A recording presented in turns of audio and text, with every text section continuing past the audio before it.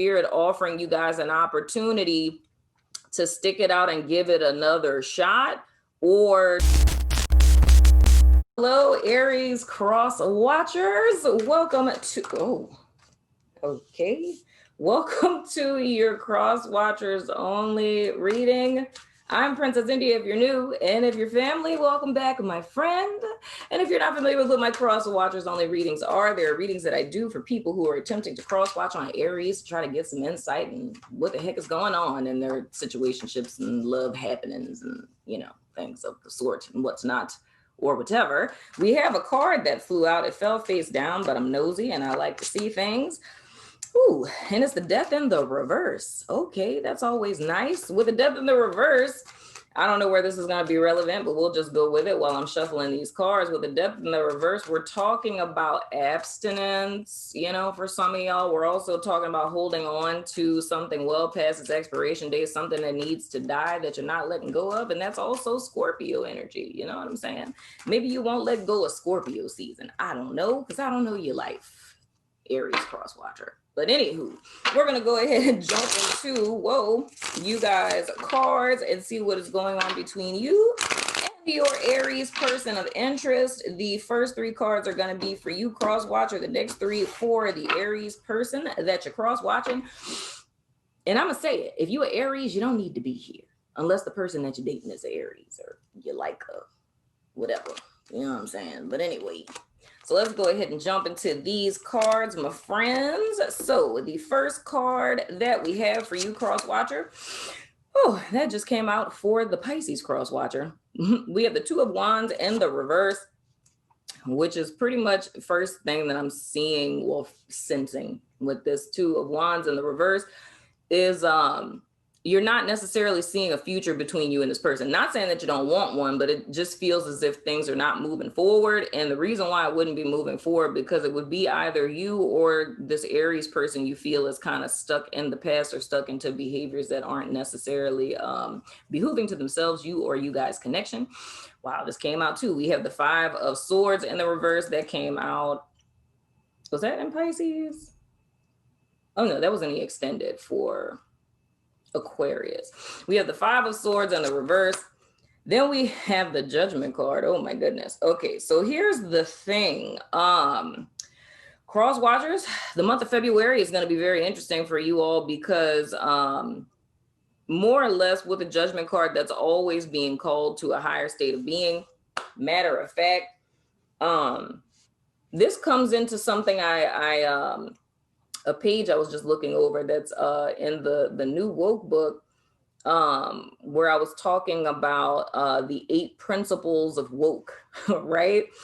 And I was talking about this, and as I was reading over it, I was like, this makes me think about the Judgment card, but the deeper implications of this card. But more or less what we're talking about is you guys in the month of February, finding yourself at a crossroads in reference to this partnership, and it's going to require you guys to make a choice, because I feel up to this point, you guys in reference to this Aries person's connection or in just relationships in general, when you come to a place where you're at a crossroads and you're required to either change paths or remain on the path that you're on, I feel more often than not, you guys continuously choose the same path, meaning you find yourself at a crossroads. You ended up there because you turned right at your last crossroads. And every time you find yourself at a crossroads, you always turn right. You never, ever go left. And this is yet another opportunity of millions of them that you've gotten to say, are you going to go right again, or are you going to choose to go left? Now, what I would be feeling about this, and I ain't even turned over Aries cards yet, but what I would be feeling with this is that the connection that you have with this Aries person, it's a continuous power struggle. It's always trying to almost, which would never be smart with an Aries person. I have an Aries father and son, so ciao. Anywho, Aries mothers understand what I'm saying. But anyway, but trying to get an Aries person to do what it is that you want them to do when you want them to do it. Oh, that right there. It's like trying to tame a wild horse. You know what I'm saying? So I feel with this, there's always a power struggle, because the specific vibration that I'm feeling from the Crosswatcher is more or less desiring to tame the Aries person. That's the only word I could really say. And I know that that may sound kind of harsh to the Crosswatcher, because it's like, you know, I'm not trying to control them. It's not necessarily saying that you're attempting to control them. It's just that it's an expectation for them to be something that they aren't, right? Or desiring to be something that they aren't. Now, when I say being something that they aren't, who they are, speaking of Aries, my son is screaming. When I say who they are, I mean who it is that they showed themselves to be to you up to this particular time frame, meaning who they've been consistently, or who they've showed up as consistently. And I feel what it is that you guys are desiring from them is different than what it is that they've been doing. And what they've been doing has been showing you who and how they are, right? But in spite of them consistently showing you who and how they are, you've consistently elected, right, to proverbially turn right every time, right?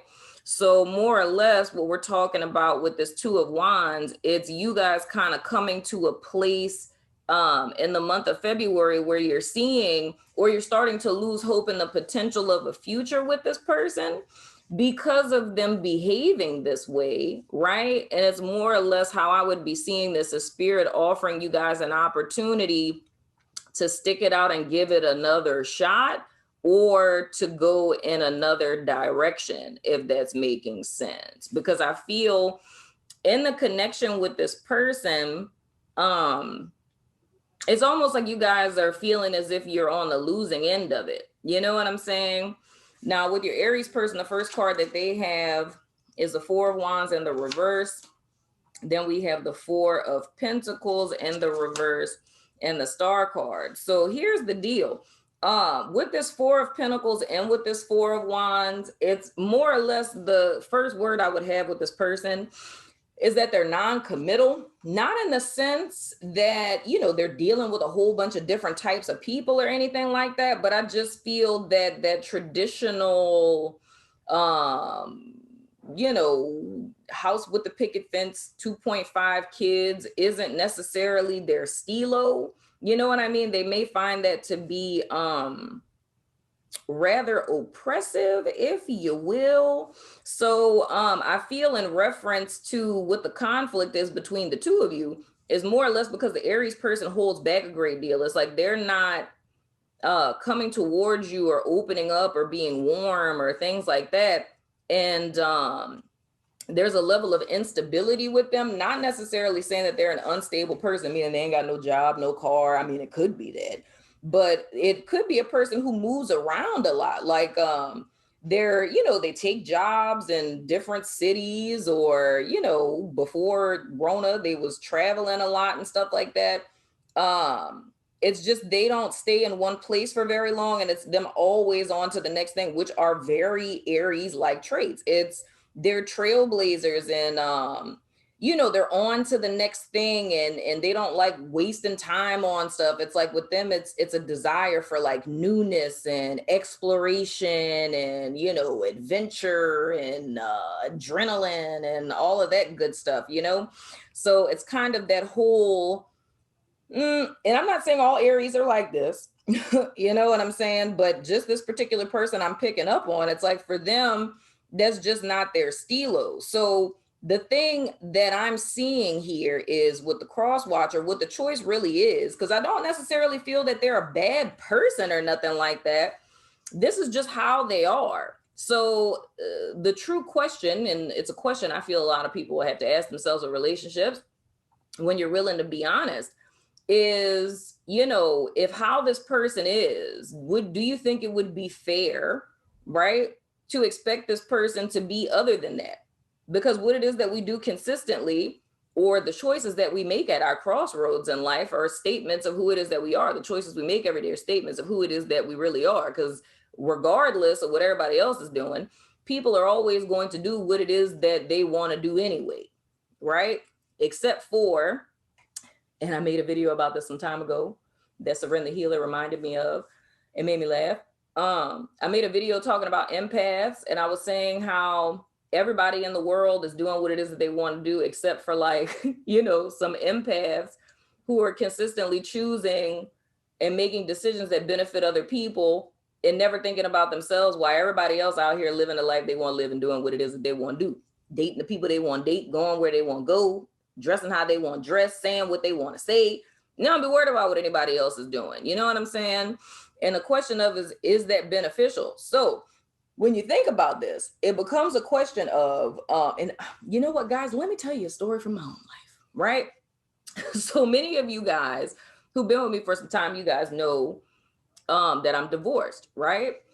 And a question that I get more often than anything else, people always want to know why it is that I got divorced. And it's as simple as a question just like this.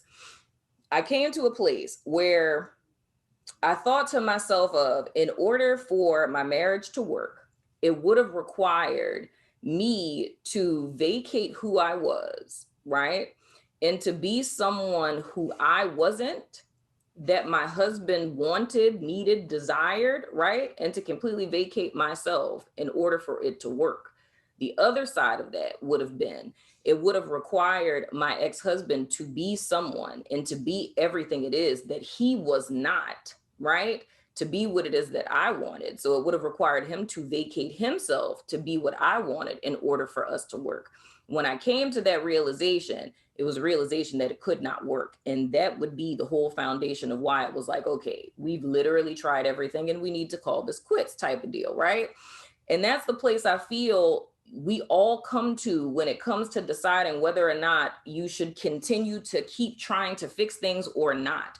When it comes down to, in order for a connection between two people to work, and saying this specifically Crosswatcher to what I'm seeing with this Aries person, in order for this to work, it would require this Aries person to not be who it is that they are, right? So if this is a free-spirited person who does not want to live in one city, that does not want to keep this one type of job, you know what I mean? That doesn't see, you know, marriage, like literally getting married as a thing, that doesn't automatically make the person a bad person. That's just not their stilo. That's not what they came here to experience in this particular incarnation. You know what I'm saying? Because I feel the vibe with them is not that they want to sleep around with a whole bunch of people. You know what I'm saying?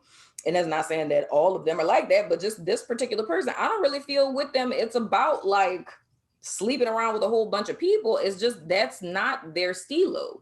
But for the Crosswatcher, I feel that is that, you know, like husband, wife, wife, kids type of thing. That's your stilo. You know what I'm saying? That's the way that you're designed. There's nothing wrong with that. But it's just that you guys' ideas of happiness are two vastly different things. You know what I'm saying? And the decision would be based on, are you willing to vacate what you really want, right? In a family, in whatever context, what you really want and who you really are, like sacrifice that just to be with this person. So vacating yourself for this person, or are you willing to go in the direction of what it is that you want? You know what I mean? Because with the star card being underneath you guys' judgment card, I feel with this Aries person, it's like, I don't see them stopping in so many words. It's like with them, they don't like, it's the whole obligation thing. That's just not their stilo. It's like this person is here to experience life to its fullest. And it's just not their desire to be in a romantic, well, I'm not going to say them not being in a romantic partnership, but a romantic partnership that fits a very traditional nuclear family style.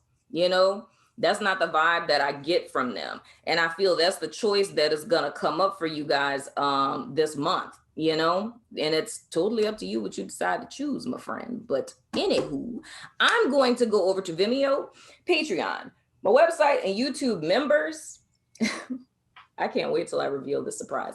To do you guys extendeds and whatnot, where we're gonna look at how this person thinks and feels about you. So if you're about that life, follow me on over there, my friends. But if not, I still love your face.